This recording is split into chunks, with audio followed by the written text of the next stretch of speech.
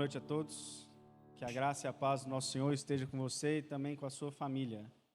Abra em Apocalipse, capítulo 12.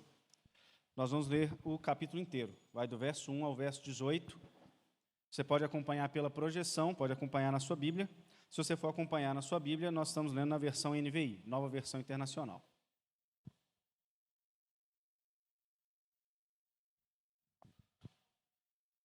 Apareceu no céu um sinal extraordinário, uma mulher vestida de sol, com a lua debaixo dos seus pés e uma coroa de 12 estrelas sobre a cabeça.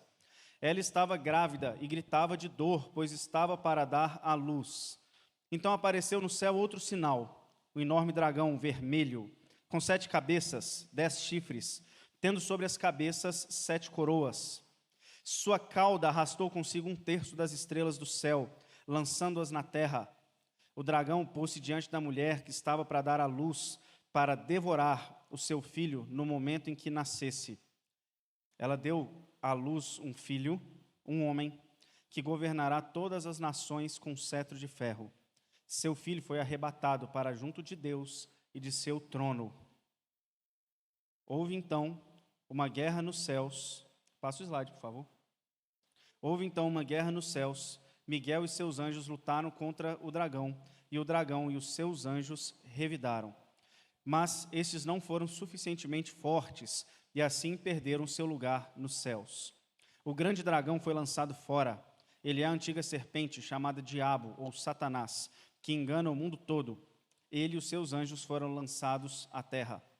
Então ouvi uma forte voz dos céus que dizia: agora veio a salvação, o poder e o reino do nosso Deus, e a autoridade do seu Cristo, pois foi lançado fora o acusador dos nossos irmãos, que os acusa diante de nosso Deus dia e noite. Portanto, passa para o próximo. Celebrem-no, ó céus, e os que neles habitam, mas ai da terra e do mar, pois o diabo desceu até vocês. Ele está cheio de fúria, pois sabe que lhe resta pouco tempo. Quando o dragão foi lançado à terra, começou a perseguir a mulher que dera à luz o menino. Foram dadas à mulher as 2 asas da grande águia, para que ela pudesse voar para o lugar que lhe havia sido preparado no deserto, onde seria sustentada durante um tempo, tempos e meio tempo, fora do alcance da serpente. Então a serpente fez jorrar da sua boca água como um rio, para alcançar a mulher e arrastá-la contra a correnteza. A terra, porém, ajudou a mulher, abrindo a boca e engolindo o rio que o dragão fizera jorrar da sua boca. O dragão irou-se contra a mulher e saiu para guerrear contra o restante da sua descendência, os que obedecem aos mandamentos de Deus e se mantêm fiéis ao testemunho de Jesus. Então o dragão se pôs em pé na areia do mar. Vamos fechar os nossos olhos, vamos orar? Senhor, fala ao nosso coração pela Tua palavra, para que a mensagem penetre a nossa mente, nossa alma, nosso espírito, sejamos confrontados e renovados pela palavra do Senhor. Nós oramos assim em nome de Jesus. Amém. Nós estamos começando hoje uma nova série de mensagens, curta, são apenas 3 mensagens. Nós chamamos essa série de Dilemas da Catedral, o caminho dos reformadores até a palavra. Nós estamos fazendo isso exatamente porque no mês de outubro é o mês de comemoração da Reforma Protestante, sendo dia 17 de outubro essa grande marca, 31 de outubro, essa grande marca de 1517, quando Martinho Lutero fixa as suas teses ali na Catedral de Wittenberg. E quando nós olhamos para essa reforma protestante, via de regra, nós gostamos no mês de outubro de relembrar as mesmas coisas.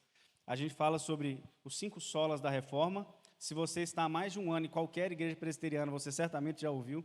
Nós falamos dos 5 pontos do calvinismo, nós relembramos certas coisas da reforma, mas para hoje não é isso que eu queria falar.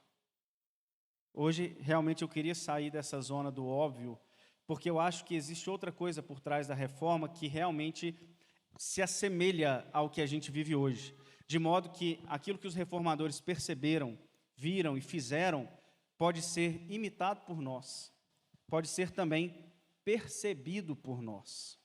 Porque, veja bem, aqueles homens que participaram ativamente, aquelas mulheres que participaram ativamente da reforma protestante tinham diversos dilemas E se tinha algo que eles tinham que enfrentar com muita força e com muita veemência, era a oposição que se levantava. Oposição política, muitas vezes, se levantava. Oposição eclesiástica, da igreja vigente, da igreja católica vigente, que se levantava. Só que essa perseguição custava a eles a própria vida. Era literalmente uma guerra. Só que aqueles homens, eles tocaram para frente a reforma. Eles não pararam a reforma protestante. Eles não desistiram quando o primeiro foi queimado na fogueira. Por que eles não pararam? Por que eles não desistiram? Porque eles estavam vendo, com os olhos da fé, o pano de fundo da história. Eles estavam vendo o que era a verdadeira história. Quando eles olhavam aquela perseguição, eles sabiam que o que eles estavam fazendo não era uma guerra entre um pensamento ou uma filosofia tal e outra filosofia. Não era uma guerra entre a teologia tal ou a teologia tal. Não era uma guerra política, civil sequer. Tudo se tratava de uma grande batalha espiritual. A batalha dos reformadores não era uma guerra intelectual. A batalha dos reformadores é porque Cristo estava sendo devorado. Jesus Cristo, o nome de Jesus, estava sendo apagado, sufocado. Então o que dependia ali não era apenas a vida física deles, não era isso que estava em jogo, mas a vida espiritual deles estava em jogo, na reforma. Se eles param no meio daquela reforma, eles estão dizendo para o dragão que o dragão ganhou. Se eles param, eles estão dizendo que Cristo e essa mensagem que nós falamos agora há pouco não vai passar para frente, vai continuar embaixo de escombros, embaixo de entulhos. Eles estavam vendo o pano de fundo da história, que era justamente esse pano de fundo espiritual, de uma guerra espiritual. E aí volta para você hoje. Pensa em você agora. E me diz o seguinte: será que você também não vive essa batalha espiritual? Ou, melhor dizendo, eu queria que você pensasse que se assim como aqueles envolvidos na reforma, você pudesse ver a batalha espiritual, se você tivesse total ciência da batalha espiritual, me responde se você faria as coisas do jeito que você faz. Me responde se você pecaria tão livremente da forma como você peca. Se você tivesse ciência do texto que a gente acabou de ler, do dragão perseguindo o menino, perseguindo a mulher, me conta se você ia ser relapso com as coisas de Deus do jeito que você às vezes é, ou do jeito que às vezes que eu sou. Não pensa que eu estou falando para vocês como se eu não tivesse nada a ver com isso. Pensa comigo se muitas vezes não é a sua visão espiritual limitada que faz com que você seja do jeito que você é. O que está acontecendo é que os reformadores viram o plano espiritual desenrolando. E às vezes a igreja não está vendo o mundo espiritual como ele é. A igreja está achando que ser igreja é vir aqui, cantar 2 louvores, participar da ceia. Eu prego uma mensagem bonitinha sobre como Deus vence batalhas, porque a gente gosta disso. Hoje à tarde eu estava pensando, Robson, só um devaneio aqui, sobre Davi e Golias. Coisa bonita, levanta-se Golias para nós, nós vencemos, Deus vence batalhas, confia em Deus, segue a sua vida. Todo mundo sai feliz. Não sai feliz? Você não precisa nem de Jesus para essa mensagem que eu preguei. Curiosamente, não é? Todo mundo sai feliz. Só que o mundo espiritual não é isso. Na hora que você sai daqui, não é isso que está acontecendo. Esse é o problema. Porque amanhã você tem seus desafios, foi falado aqui pelo Tiago, pessoais, desafios com outros. Você tem os seus pecados para lutar. Você tem os seus desafios de manter-se crente como você é ou não. E o que está por trás disso? É a verdadeira história. É o verdadeiro cristianismo. Esse culto aqui, ele é o ápice do que a gente faz. Mas ele não é o cristianismo, concorda? Vir aqui não é o cristianismo. Não é a religião cristã. não é a vida cristã. Só que na vida existe uma batalha espiritual por trás. E você precisa conhecer isso. E aí você dá um passo atrás comigo, antes de entrar no texto, para entender o contexto da Reforma Protestante, como que isso acontecia. E aí você se depara com um homem chamado Martinho Lutero. Eu duvido que alguém aqui nunca tenha ouvido falar sobre ele. Um monge da linhagem agustiniana. E você encontra esse homem, Martinho Lutero, atormentado. Você olha para ele, você vê os seus olhos atormentados, com medo. O que está acontecendo, Lutero? Por que você está assim, Lutero? Os meus pensamentos não me deixam em paz, ele diria para você. Lutero estava atormentado porque algo na mente dele lembrava constantemente que ele era um pecador miserável e ele não conseguia aplacar isso na sua mente. Lutero não conseguia fazer nada, por mais que ele se tornasse monge, por mais que ele fizesse tudo que a igreja manda, por mais que ele tivesse batizado, por mais que ele seguisse todas as regras, ele dizia, não é suficiente, o meu pecado é muito maior do que aquilo que eu estou fazendo. Ele caiu na consciência isso. Ele percebeu que as coisas que ele fazia não eram suficientes. Aquilo começou a atormentar Lutero. Lutero tinha medo de Deus. Lutero tinha raiva de Jesus. Esse homem vai me condenar no dia que eu morrer. Eu não estou conseguindo fazer as coisas para poder ser salvo. Eu não estou conseguindo fazer as coisas para poder pagar o meu pecado, ele vai me condenar. Eu não quero encontrar Jesus, diria Lutero para você.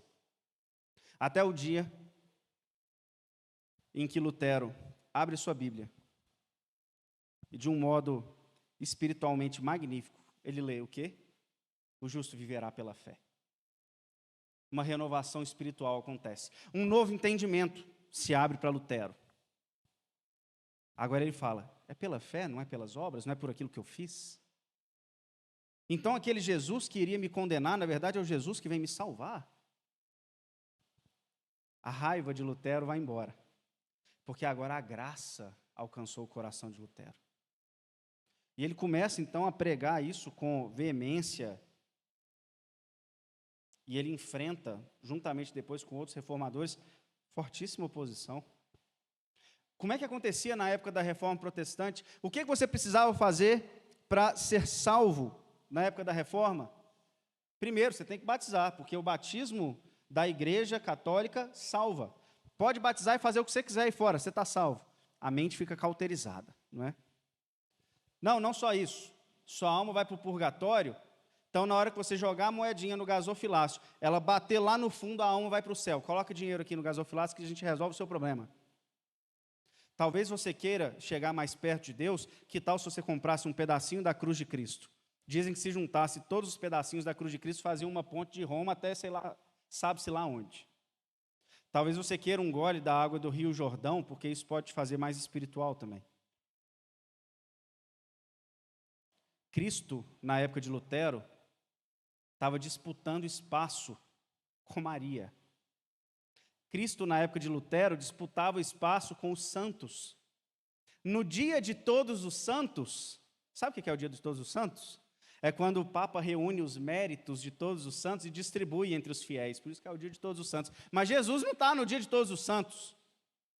Ele não tem espaço no dia de todos os santos.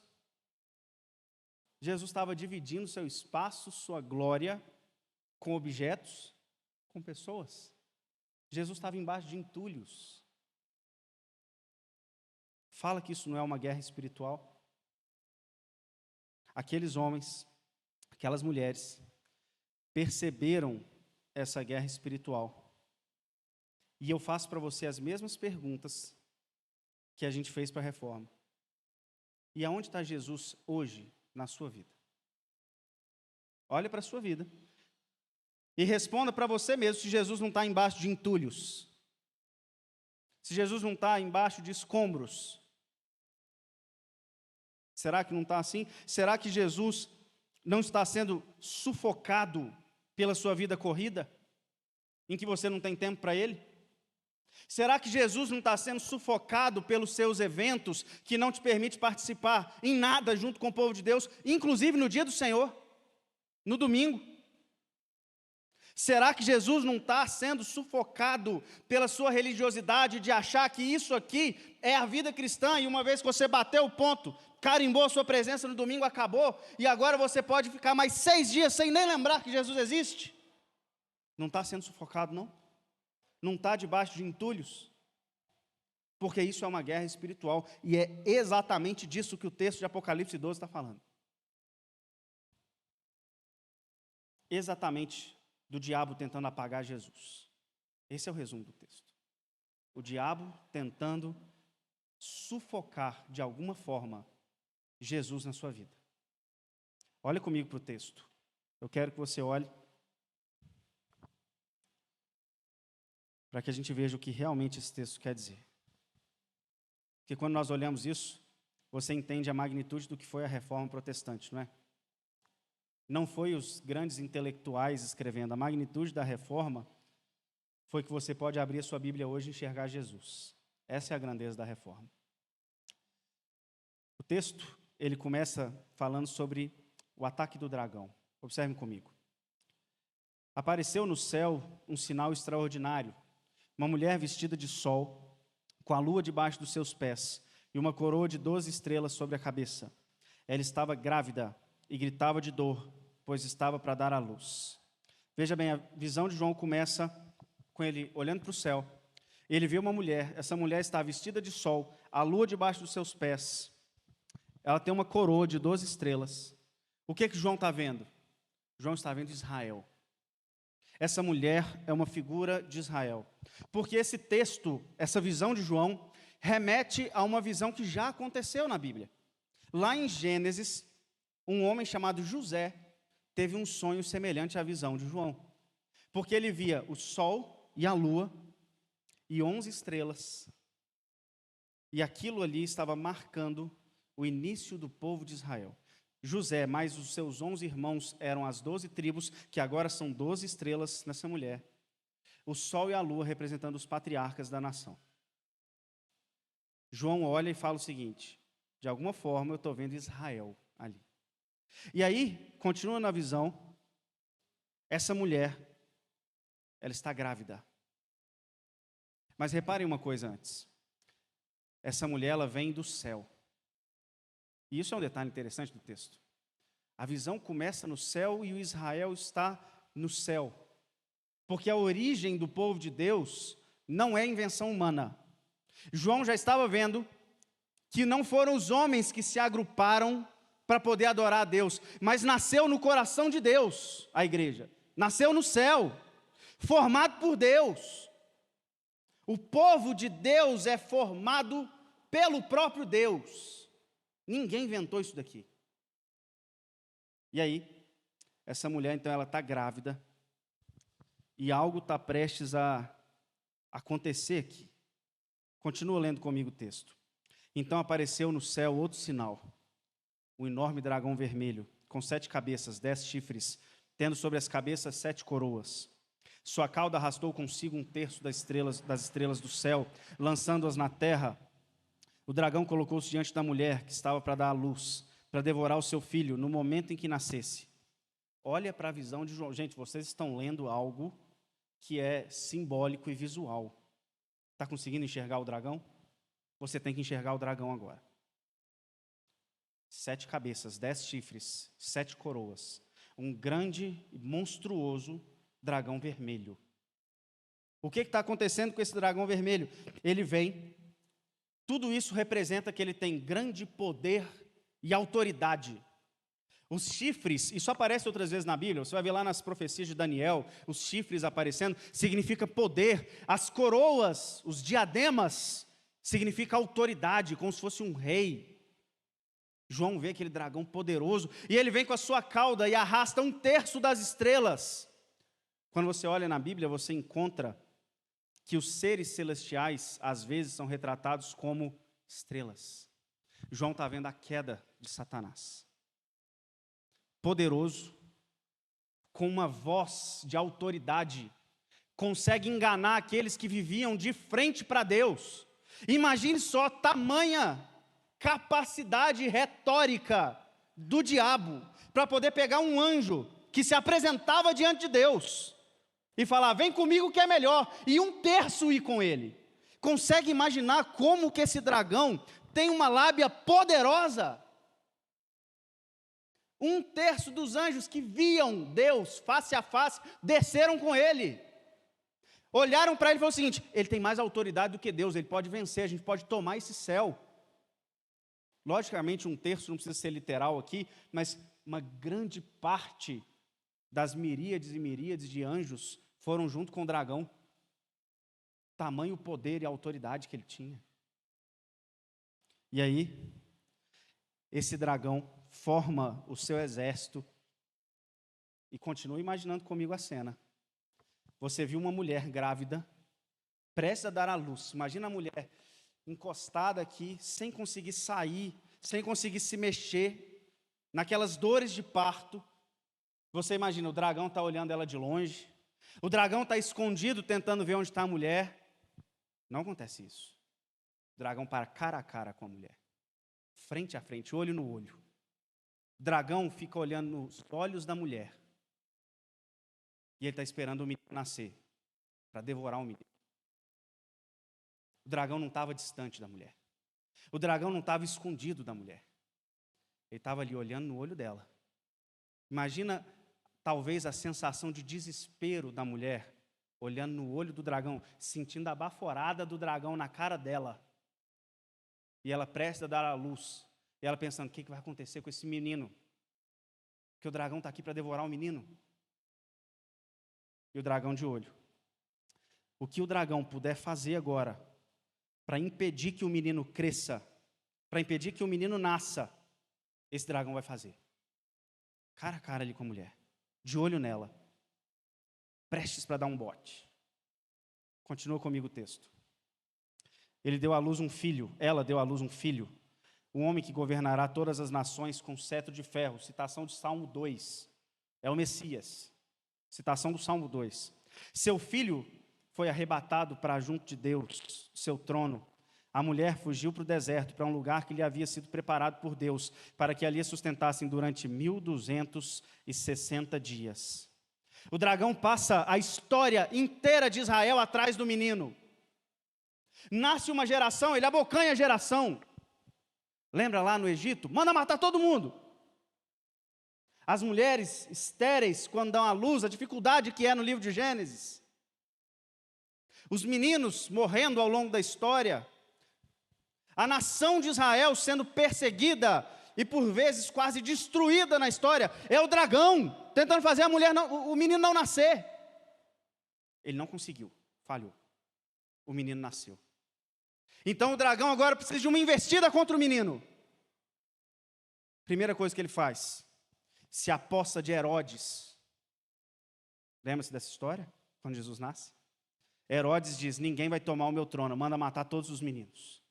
É o dragão se apossando de Herodes. O trono que estava em jogo não era o trono de Herodes. Era o trono da autoridade do dragão. Não vai pegar não, manda matar todos os meninos. Jesus foge para o Egito, avisado por um anjo. Não deu certo. O dragão tem que esperar de novo. Cara a cara, ele vai perseguindo. Jesus começa o seu ministério. O dragão vem com o segundo bote. Leva Jesus para o deserto. 40 dias e 40 noites jejuando. Já fraco agora. O dragão olha para Jesus e fala, que tal se você prostrado me adorar? Que tal se você fazer essas pedras virarem pães e você comer delas? Que tal se você se jogar daqui para os seus anjos te pegarem? É a tentação de Jesus. Se Jesus cai na tentação do diabo, a partir daquele momento, ele não pode mais operar a obra de salvação, ele se torna tão pecador quanto nós. Ele se torna tão escravo do diabo quanto nós. Não deu certo. O dragão saiu dali chutado. Inclusive, a queda de Satanás, quando ele tenta abocanhar Jesus no deserto, foi tão grande, que você pode ler qualquer evangelho, os 4. Toda vez que apareceu um endemoniado, ele aparece para Jesus já pedindo desculpa por estar ali. Nenhum endemoniado desafia Jesus no Novo Testamento, depois que ele é tentado no deserto.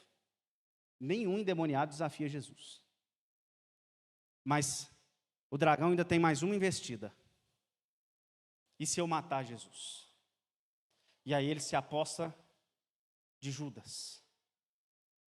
Judas, diz o texto, Judas ficou possuído pelo diabo. É o que está escrito. E aí Judas vai lá e traz Jesus. E o dragão está agora de olho, seguindo Jesus até a cruz, dizendo, na hora que ele morrer, acabou para ele. Na hora que ele morrer, já era. Na hora que ele morrer, agora ele não tem como escapar. Pronto, ninguém mais vai se assentar. Quem é que vai se assentar no trono se ele estiver morto? Não é verdade? Que rei morto é esse? E aí Jesus sobe na cruz. No primeiro prego que passa a mão de Jesus, começa a se cumprir Gênesis capítulo 3, verso 15. O que diz em Gênesis 3,15? Este lhe pisará a cabeça e ela lhe ferirá o calcanhar. Ela é a serpente, aquela que tentou. O primeiro prego que passa nas mãos e nos pés de Jesus é a serpente abocanhando o calcanhar de Jesus e causando nele uma ferida enorme. A cruz pesada, dolorida. De fato, Satanás mordeu os pés de Jesus, o calcanhar de Jesus, tamanha dor que ele causou naquele momento. Imagina a primeira bocada da serpente no calcanhar e aqueles olhos olhando para Jesus como um olhar de vitória, dizendo, eu estou te mordendo e agora já era para você. E no momento que ele faz isso, o olhar se transforma num olhar de desespero da serpente. Porque ao invés de naquele momento ser o triunfo, ele não percebe que o mesmo calcanhar mordido esmaga a sua cabeça. A serpente não percebe que o calcanhar ferido tem poder para pisar na cabeça e manter ele ali, calado e quieto. O dragão não percebe que aquela morte que ele julgava ser o fim de Jesus, na verdade era o seu fim. O dragão não tinha percebido que quando Jesus morria, todos os pecados eram pagos e ele não tinha mais o que acusar. Ele não tinha percebido que na cruz estava se cumprindo Isaías, capítulo 53, em que ele leva os nossos pecados e o Pai moe Jesus na cruz, em nosso lugar. O dragão não tinha percebido. E agora o olhar é de desespero, porque ele sente as suas forças indo embora. Ele perdeu o jogo. Achou que ia ganhar e perdeu.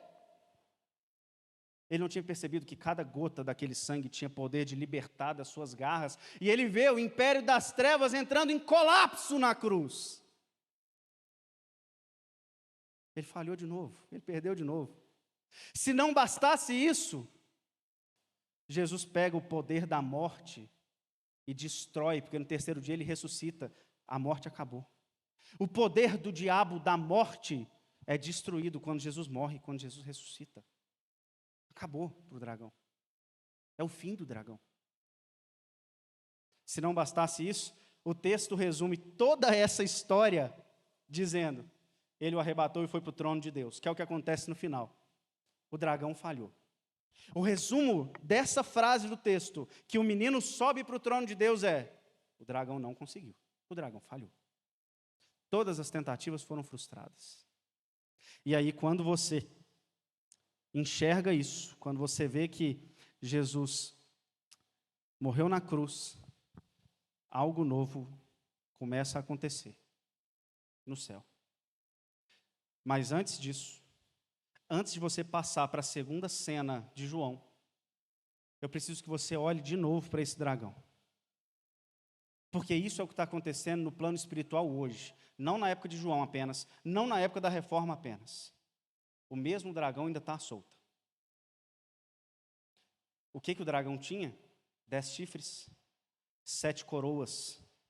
Curiosamente, quando você olha no livro de Apocalipse, você vê essas imagens, chifres e coroas, sendo aplicados a uma única pessoa, Jesus. Ao cordeiro. O cordeiro aparece com chifres e o cordeiro aparece com coroas. O que o dragão tem? Propostas semelhantes às propostas do cordeiro. Às vezes ele consegue enganar tanto que você nem percebe que no lugar do cordeiro é um enorme dragão. O dragão aparece para mim e para você, e ele tem um recado: confia em mim. Até hoje, o diabo está olhando e dizendo: confia em mim. Não foi isso que ele disse para os anjos? Confia em mim, a gente consegue tomar isso daqui. Até hoje, o diabo está aparecendo dizendo o seguinte: eu tenho algo que pode transformar a sua vida, hein? Me segue, que eu vou mudar a sua vida. Se você prostrado me adorar, eu te dou o reino inteiro, eu te dou o mundo inteiro. Tudo bem que Jesus disse: de que adianta ganhar o mundo inteiro e perder a sua alma, mas essa parte o dragão não te conta. O dragão está olhando no seu olho dia após dia e dizendo: por que você não me segue? Por que você não vem comigo? Você acha que aqueles anjos que estavam diante do trono de Deus caíram na lábia do dragão? Não é você que pode cair? Você tem certeza que você é mais forte espiritualmente do que um anjo que vinha Deus face a face todo dia? E aí às vezes a gente olha para o dragão e fala o seguinte: eu confio em você, eu vou com você. Você faz isso, eu faço isso. Todas as vezes que a gente segue a trilha do pecado, nós estamos dizendo para o dragão: eu confio em você. Você está me dando alguma coisa melhor do que Deus teria para me oferecer. É isso que você está dizendo para o dragão. Você está acompanhando o dragão. Só que essa realidade espiritual fica oculta para você. Você não está percebendo que no momento que você segue a trilha do pecado, o dragão está de mãos dadas com você, pronto para devorar o menino. Nunca leram a parábola do semeador? Quando cai a semente, primeira tentativa do dragão de sufocar a semente? Nunca viram ao longo da história Cristo ficando embaixo de escombros e você se esquecendo e se afastando de Jesus? É seguir a trilha do dragão. Cuidado, vigia. Vigia para não seguir a trilha do dragão. Confie em mim. Eu tenho alguma coisa para você. Olha, ele não parece um grande dragão. Ele não tem cara de um grande dragão. Você pode até pensar: mas eu estou no século 21, em Uberlândia, numa igreja que tem 80 pessoas, ele não está nem aí para mim. Pois o dragão está cara a cara com você. Se você pudesse ver, você ia sentir a respiração dele na sua cara. Igual a mulher. Olhando para você. Você é que não está olhando para ele. Você é que está dando brecha. O dragão entrando na sua casa e você dando brecha. O dragão entrando no seu casamento e você dando brecha. O dragão entrando no seu trabalho e você dando brecha. Você deixando ele entrar. Olhando na sua cara. E você não está vendo ele. Como é que eu posso vencer o dragão? Se aquela cruz foi isso tudo que eu falei, do dragão vendo as suas forças indo embora, como é que eu posso vencer o dragão? Continua o texto comigo. Verso 7 agora. Houve uma guerra no céu. Miguel e seus anjos lutaram contra o dragão, e o dragão e seus anjos revidaram. Mas esses não foram suficientemente fortes, e assim perderam o seu lugar no céu. O grande dragão foi lançado fora. Ele é a antiga serpente, chamada Diabo ou Satanás, que engana o mundo todo. Ele e seus anjos foram lançados na terra. O texto transporta a visão, a segunda parte, para uma guerra acontecendo no céu. Essa guerra acontece depois da ascensão de Jesus, depois do triunfo de Jesus. O dragão está em desespero agora, começa a movimentar o céu numa guerra, e ele é posto para fora por Miguel, o arcanjo que aparece 5 vezes na Bíblia, todas elas como um representante de Deus nas batalhas. Miguel não é Jesus, que fique claro. Alguns intérpretes tendem a acreditar dessa forma. Miguel não é Jesus. Miguel é um general do exército que comanda. Mas depois da falha do dragão, o dragão é expulso do céu. Acontece aqui uma mudança no mundo espiritual. Algo novo acontece no mundo espiritual. O que acontecia antes no mundo espiritual?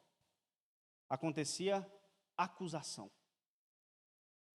Satanás, inclusive, é o acusador, o diabo, o adversário. O que acontecia era acusação. Algumas histórias trazem isso. Talvez você se lembre da história de Jó, por exemplo, em que uma reunião celeste, os anjos vão se apresentar diante de Deus, o diabo vai lá e fala o seguinte: Jó só te serve porque você dá tudo para ele.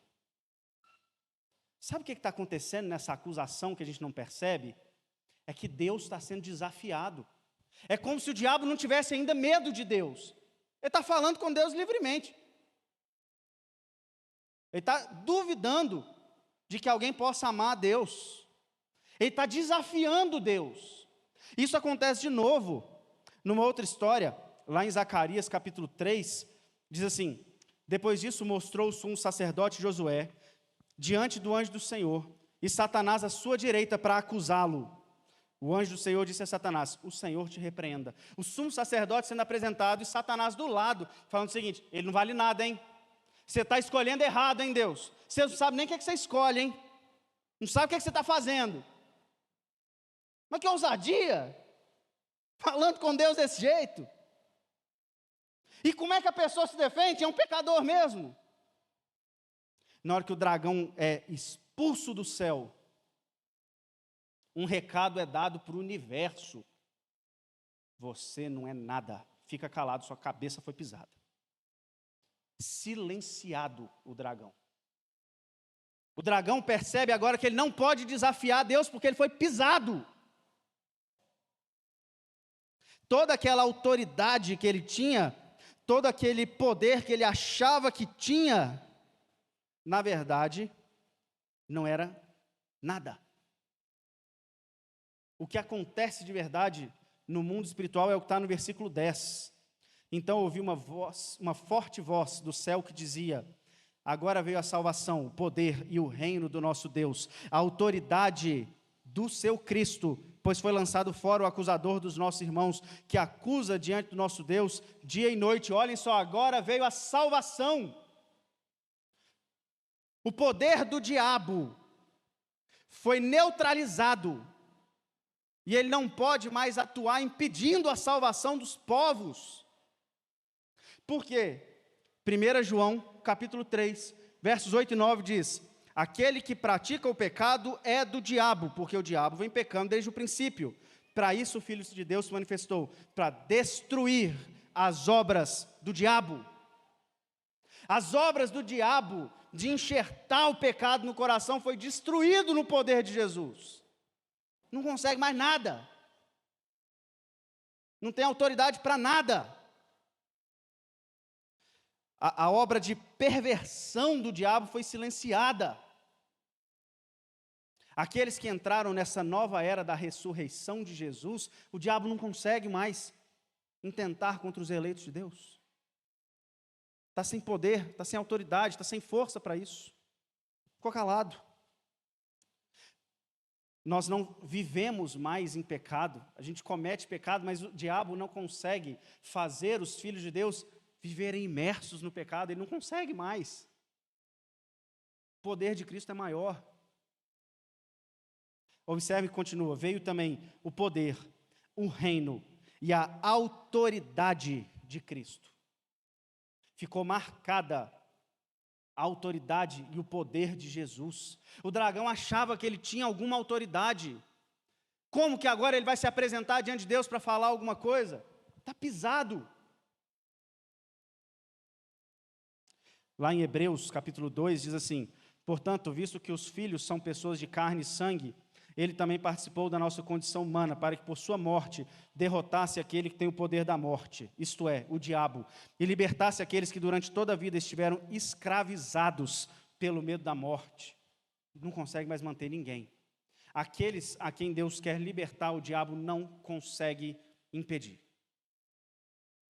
Ele foi expulso do céu. E ele não consegue acusar. Ele não consegue nem chegar diante de Deus para acusar. Deus não está dando nem mais ouvido. Está calado. Está silenciado. Agora olha comigo o verso 11. Eles o venceram pelo sangue do Cordeiro e pela palavra do testemunho que deram. Diante da morte, não amaram a própria vida. Deixa eu contar uma coisa para vocês. Nós estamos no mês da reforma, e isso que eu vou falar é importante. No mês anterior, o mês de setembro, é o mês em que a Igreja Católica comemora o mês de São Miguel Arcanjo. Tem quaresma para São Miguel Arcanjo. Tem orações para que São Miguel Arcanjo os proteja. Eu te pergunto, que vitória que Miguel de fato venceu sozinho? Eles o venceram pelo sangue do Cordeiro, não é pelo poder de Miguel. E eu estou falando que é importante o mês da reforma, porque se eles não tivessem vencido o diabo pelo sangue do Cordeiro, para a Bíblia chegar hoje, estava eu e você orando para São Miguel Arcanjo. Mas nós estamos aqui, falando daquele que pisou a cabeça da serpente, porque um dia aqueles homens, como diz o texto aqui, diante da morte, não amaram a própria vida. Foi porque eles confiaram no sangue do Cordeiro, não amaram a própria vida, que eu estou falando daquele que é a própria vida. Senão eu estava falando de São Miguel Arcanjo.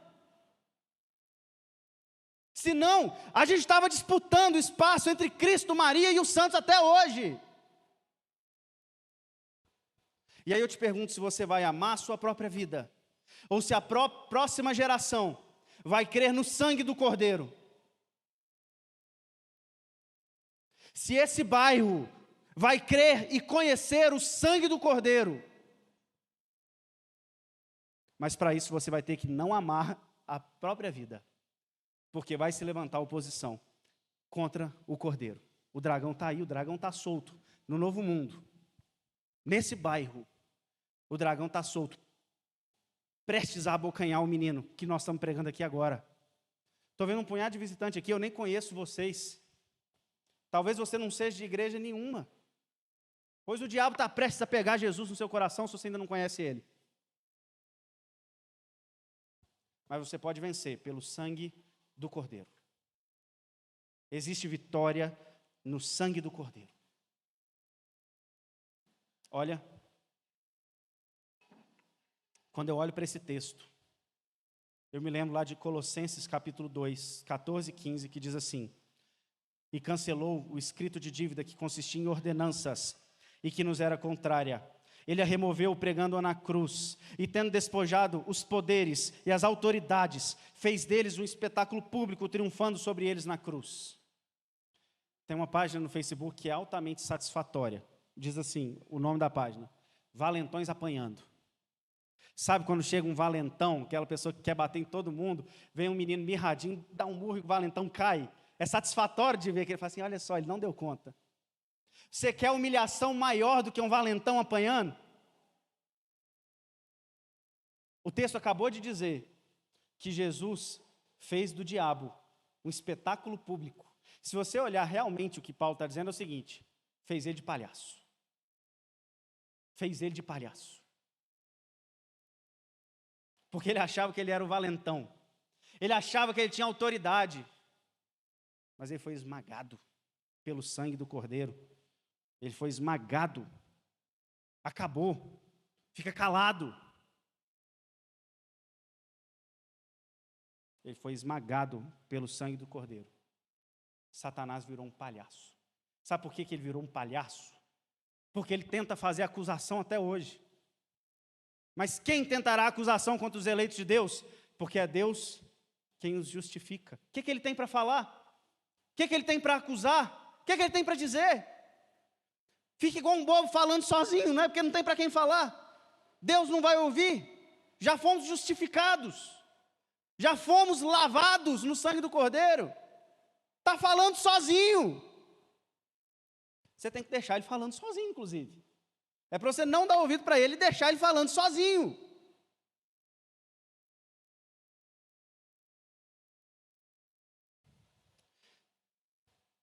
Eu espero de todo o coração que quando o diabo for até o seu ouvido dizer que ele tem algo para você, que pelo sangue do Cordeiro, você manda ele ficar calado. Se você quer ser pentecostal, Moisés, você vira para ele e fala o seguinte: arreda, Satanás. Pode falar. Pelo sangue de Jesus, arreda, Satanás. Fica calado. Não tente acusação contra os eleitos de Deus, porque é Deus quem justifica. Quando o diabo soprar no seu ouvido, você não é filho de Deus, você cometeu pecado essa semana, fica calado, Satanás. a cruz me conta outra coisa. Quando ele te disser, Deus não te aceita, porque olha o jeito que você é, fica calado. A cruz não me conta isso. Olha, você vai ser julgado e condenado pelos seus pecados. Fica quieto. A cruz me conta outra coisa. O sangue da cruz já te calou, então você fica quieto. E aquele que resiste ao diabo, o diabo foge de vocês. É o que diz o texto. Fica calado, Satanás. A cruz já te silenciou há muito tempo. Já foi expulso do céu. Quantas vezes os reformadores não tiveram que dizer, arreda, Satanás, fica quieto. Quantas vezes Satanás não trouxe à tona toda aquela religiosidade cheia de dogmas humanos que faziam com que Cristo fosse esquecido, e eles diziam, arreda, sai, Satanás, fica calado, Satanás. Quantas vezes para você não vem coisas querendo silenciar Jesus, querendo te tirar da presença do Senhor, querendo fazer Jesus esquecido na sua vida? Fica calado, Satanás. Confia no sangue da cruz. Confia no sangue do Cordeiro. Porque ao Cordeiro tem que ser toda a glória, toda a honra, toda a força. Porque é do Cordeiro a vitória. Inclusive, Apocalipse 17 diz, pelejarão eles contra o Cordeiro, e o Cordeiro os vencerá, pois é o Rei dos Reis e o Senhor dos Senhores. A peleja continua e Jesus continua vencendo. Na última parte, eu quero ler esse bloco bem rápido, para a gente fechar, só porque ele diz assim, portanto, celebrem aos céus os que nele habitam, mas ai da terra e do mar, pois o diabo desceu até vocês. Nós. É da gente que ele está falando. E ele está cheio de fúria, pois sabe que lhe resta pouco tempo. Quando o dragão viu que havia sido lançado à terra, começou a perseguir a mulher que deu luz ao menino. Foram dadas às mulheres as 2 asas da grande águia, que é o poder de Deus para fugir do dragão, para que ela pudesse voar para o lugar que lhe havia sido preparado no deserto, onde seria sustentada durante um tempo, tempos e meio tempo. Nós vimos ali 1260 dias e agora tempo, tempo e meio tempo. É a mesma coisa, 42 meses, significa preservação. É um tempo de preservação de Deus. Então a serpente fez jorrar da sua boca como um rio para alcançar a mulher e arrastá-la contra a correnteza. A terra, porém, ajudou a mulher, abrindo a boca e engolindo o rio que o dragão fizera jorrar da sua boca. O dragão irou-se contra a mulher e saiu para guerrear contra o restante da sua descendência, nós, os que obedecem aos mandamentos de Deus e mantêm fiéis os testemunhos de Jesus. Então o dragão se pôs em pé na areia do mar. Escutem, para a gente finalizar, o dragão foi expulso do céu. O dragão não te acusa diante de Deus, mas não significa que ele não te acusa para você. Não significa que da sua boca ainda não sai rios para tentar te devorar. Ele vai tentar de tudo nesses últimos tempos, para que Jesus seja abafado do seu coração. Mas vai no sangue do Cordeiro. E você fala, fica quieto. Que vai acontecer isso aqui, ó. A terra vai abrir e vai engolir o rio. Deus vai dar os seus jeitos e vai expulsar o diabo de perto de você. Mas ele vai voltar. Ele tem um exército inteiro contra você, para ficar falando no seu ouvido. Fica quieto, Satanás. Você já foi expulso do céu, sua cabeça já foi pisada, pelo sangue do Cordeiro. Reflete sobre as armadilhas que o diabo tem colocado na sua frente, para que você não seja tão crente quanto você pode ser. Reflete nas armadilhas que ele tem colocado na igreja, para que haja esfriamento espiritual no meio da igreja. Reflete sobre o que o diabo tem feito para que a igreja não avance nesse bairro, colocado no coração das pessoas. Ah, não, aquela igreja é presbiteriana, eles são frios, vamos lá não. Colocado no coração das pessoas, nós não temos tempo de ir lá no domingo não, a gente tem que trabalhar segunda. O diabo está agindo, quem não está agindo é a gente. Tem que ir lá silenciar o dragão. Tem um bairro aqui para ser silenciado o dragão nele. E talvez isso seja verdade na sua vida. Pelo sangue do Cordeiro. Fica quieto, Satanás. Porque eu vou te falar uma coisa. Só ao Cordeiro seja toda a honra e toda a glória. Porque só Ele tem força para vencer o diabo. Nós não temos. Jesus tem. E é por isso, vamos ficar de pé, vamos cantar um louvor. Nós declaramos a Jesus toda a glória, porque todas as coisas são por meio dele.